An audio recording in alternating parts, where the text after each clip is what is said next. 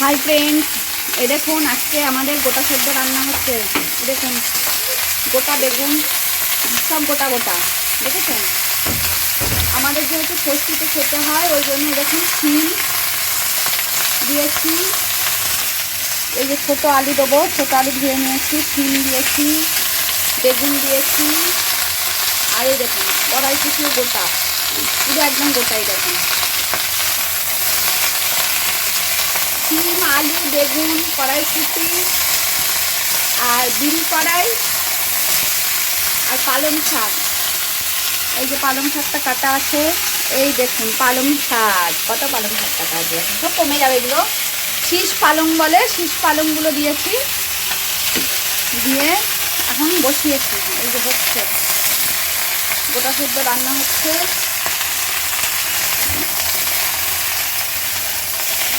আপনাদের কাদের কাদের বাড়িতে গোটা সেদ্ধ রান্না হয় একটু আমাকে কমেন্ট করে জানাবেন, কে কে করছেন গোটা।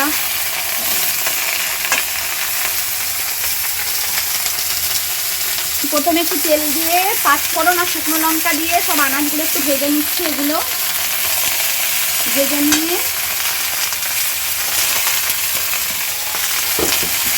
এবার আলুগুলো দিয়ে দেবো। দেখুন ছোট্ট ছোট্ট আলু, এই যে আলুগুলো দিয়ে দিচ্ছি, সবই ভাজতে থাকবো। এতে পাঁচফোড়নটা একটু বেশি করে দিতে হবে, আর শুকনো লঙ্কাটা যেরকম ঝাল খাবেন সেরকম নিতে হবে।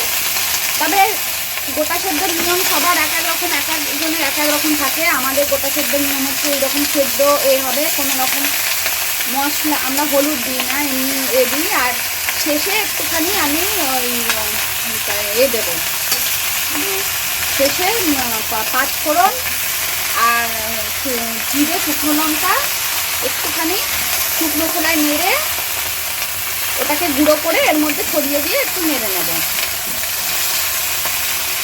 এই হচ্ছে আমাদের গোটা সেদ্ধ। এটা আমাদের ষষ্ঠীতে খেতে হয়। সরস্বতী পুজোর যে সরস্বতী পুজো হয় পঞ্চমীতে, ষষ্ঠী তারপরের দিন ষষ্ঠীতে এইটা দিয়ে পান্তা ভাত খেতে হয় আমাদের।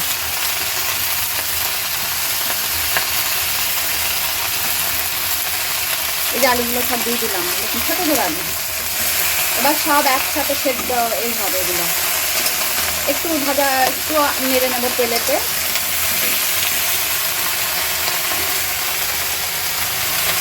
দিয়েছি, ভাজা হচ্ছে।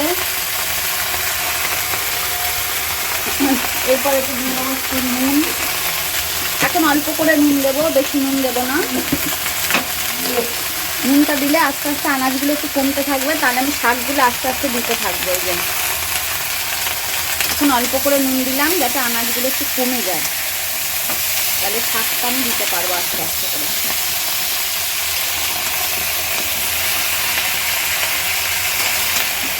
আমার সময় আমি বড়ো ডেকচি করে করি, তার আগে বড়ো কড়াটা নিয়ে নিচ্ছি। কড়াতে করলে কী হয় না, নাড়তে সুবিধা হয়, আর ডেকচিতে করলে নাড়তে একটু অসুবিধা হয়।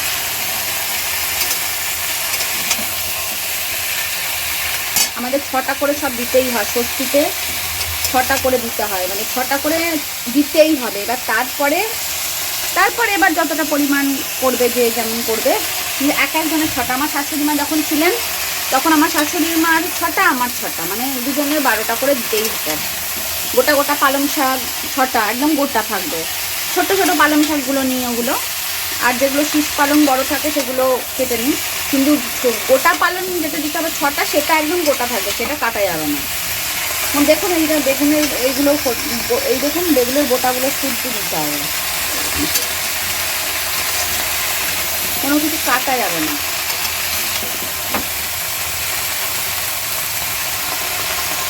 দেখুন কড়াইশুঁটিগুলোও তাই, সব এই যে এগুলো রয়েছে।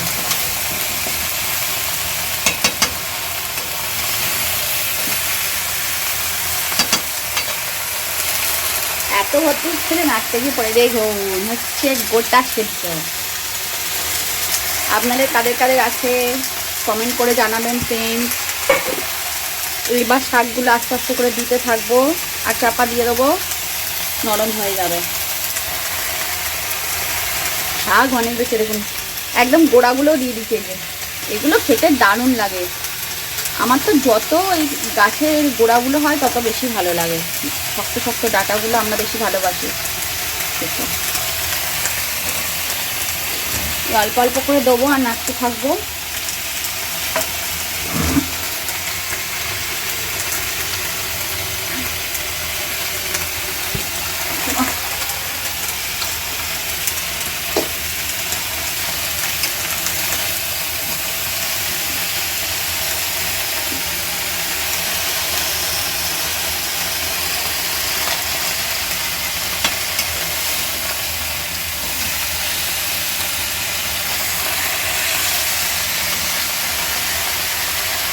এই আস্তে আস্তে বলে চাপা দিয়ে দিয়ে করে নিই।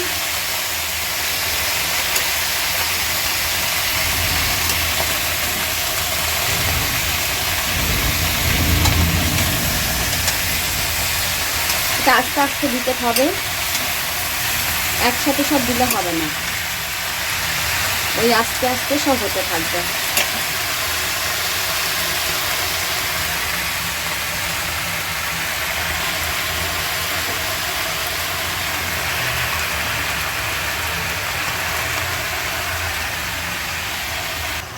এই যে ফ্রেন্ডস, চলুন আমি এবার শাকগুলো সব আস্তে আস্তে দিয়ে দিয়ে তারপর নাড়তে থাকি, তারপর আসছি একটু পরে আবার। দেখুন জিরে আর 5 ফোড়ন শুকনো খোলায় একটু ভেজে নিচ্ছি। এই যে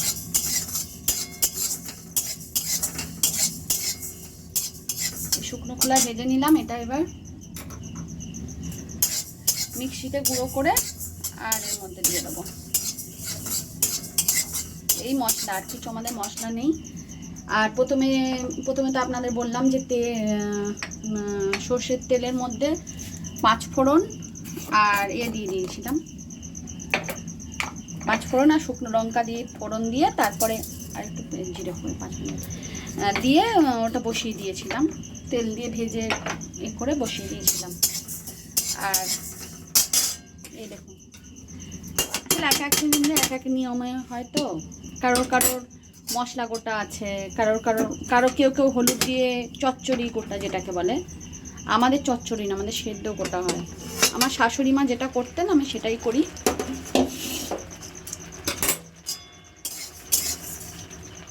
এই দেখুন কতটা কমে গেছে এখন।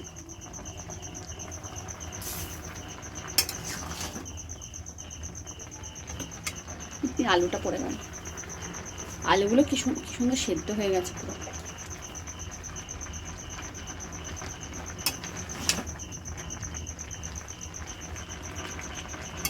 এটা নাড়াটাই হচ্ছে ব্যাপার, এতটা গোটা তো আমার বাড়িতে সবাই গোটা খেতে খুব ভালোবাসে, যার জন্য আমি একটু বেশি করেই করি। এখন সব সন্ধেবেলা খাবে, আবার এটা কালকে আমাদের ঠান্ডা খেতে হয় আমাকে।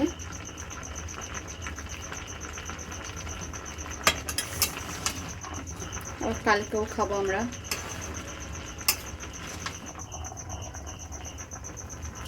কড়াইশুঁটিগুলো সব খুলে গেছে,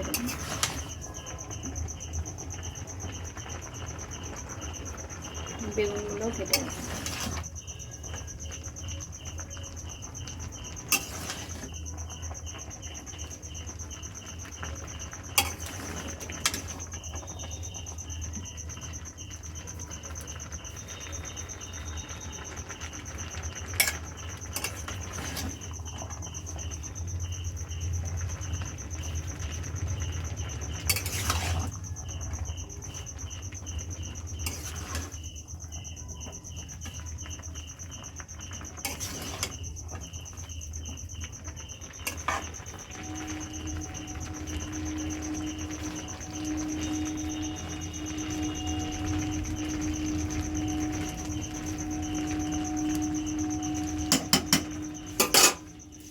এখন চাপা দিয়ে রেখে দিই, হতে থাকুক, তারপর আবার পরে আসছি।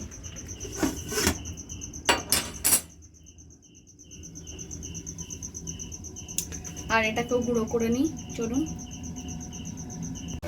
গুঁড়ো মশলাটা দিয়ে দিচ্ছি, দিয়ে দিয়েছি।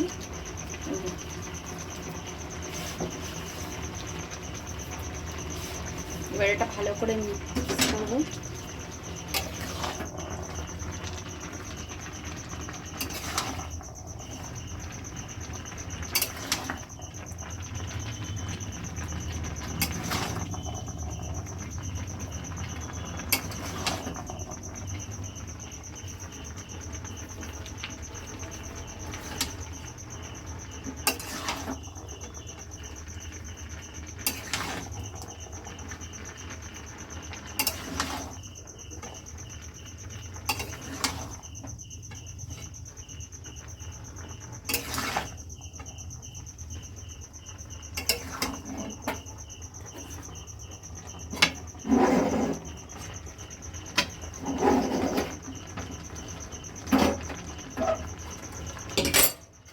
নাড়তে নাড়তেই হাত ব্যথা হয়ে যাচ্ছে, এতটাই বেশি থাকে এটা গোটাটা করতেই।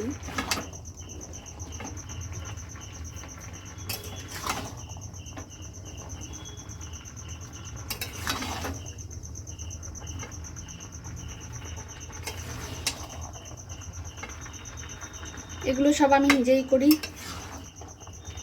রান্না, পুজো রান্না, গোটা সেদ্ধর গোটা, এগুলো আমি কাউকে দিই না করতে, এগুলো আমি সব নিজে হাতে করে করি।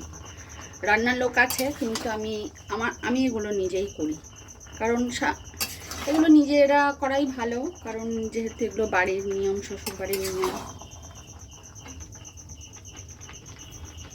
নিজেরও ভালো লাগে করতে এগুলো বেশ।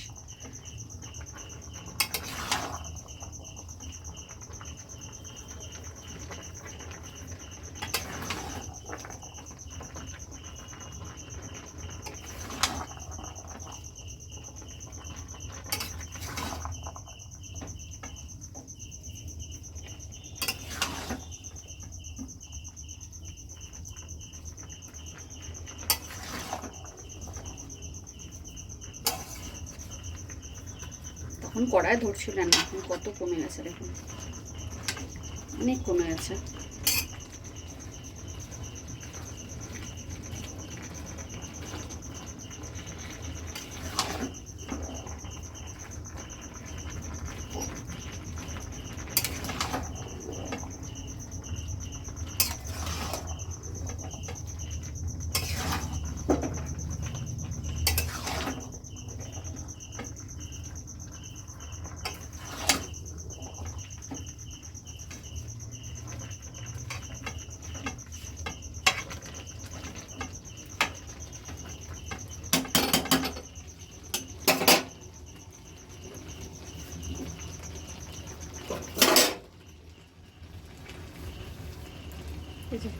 আবার একটু চাপা দিয়ে দেবো, মশলাটা মিক্স করে দিলাম, হতে থাক।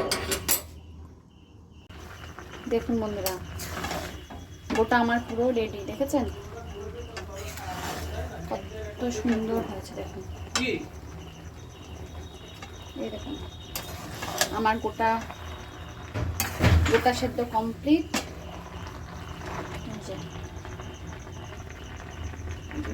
পুরো কমপ্লিট হয়ে গেছে।